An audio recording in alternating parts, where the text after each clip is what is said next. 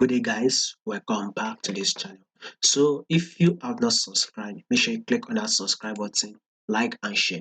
So, yesterday we did analysis on GBPUSD. I told you guys we will be having a bearish move, which we've actually gotten that bearish move. You can see for the 27th, GBPUSD closed bearish. So, is this bearish move over? Well, we will still be expecting more bearish move. Now, the reason why we will be expecting such movement is that now take a look at this trade on this GBPUSD.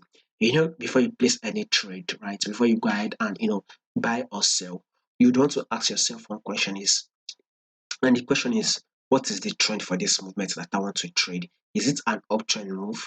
Is it a downtrend move? Is it a ranging market move?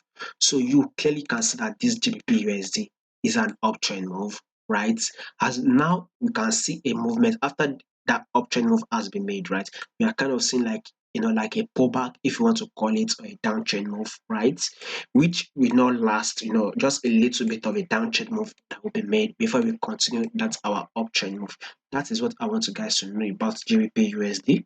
Secondly, is that we can see our price was trading above the 10 period moving average. You can see it, right?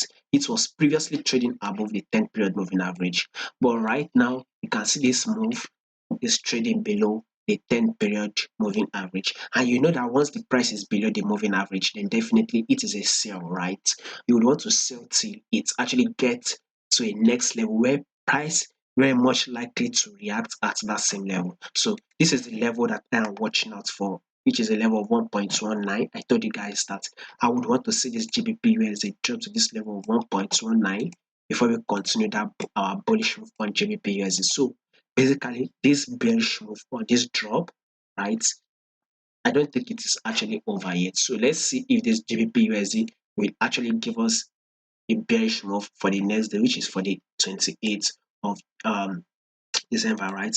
Let's see it actually drop, take out this level of 1.19. If price can hit that level, then definitely we should now expect that spike up or a bullish move on GBP USD. Now take a look at this movement, right? So a movement will be something like this, a drop, then this will be seen as a pullback.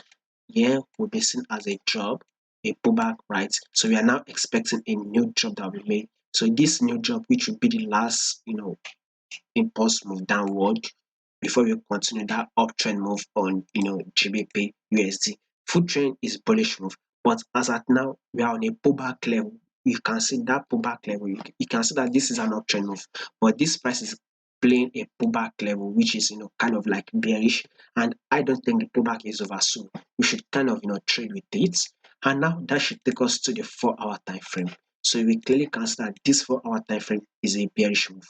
You would not want to go long on this your GBPUSD, especially when the daily time frame that you are seeing is giving you lower loss and a lower highs. You go to 4-hour time frame that you want to trade, and it is also giving lower loss and a lower highs. It will not make sense for you to go ahead and take your buy position, right? It won't make sense. Maybe until you can spot the only time you would go ahead to go long on GBPUSD is when you can spot multiple break or structure upward. Maybe you are seeing higher highs, higher lows, higher highs, higher lows. Then and then you can go ahead and go long on GBP USD. If not, you just have to go ahead and trade with the trend. Like they always say, the trend is your friend. So go ahead, trade with the trend by dropping. But if in case price does not drop and it start giving us an impulse move, then a correction, and then another impulse move, and maybe when the correction happens, then you can go ahead and go long on GBPUSD. So basically, before you go ahead and take your buy movement, wait for a multiple break or structure upward. So that is what we would see on our GBP USD.